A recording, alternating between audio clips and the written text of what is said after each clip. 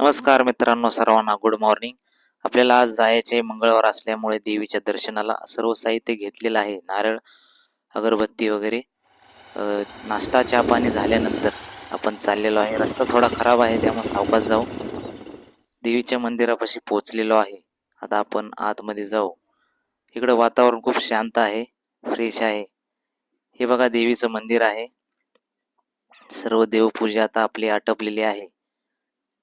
मंदिर कसं वाटतंय नक्की कमेंट करून सांगा.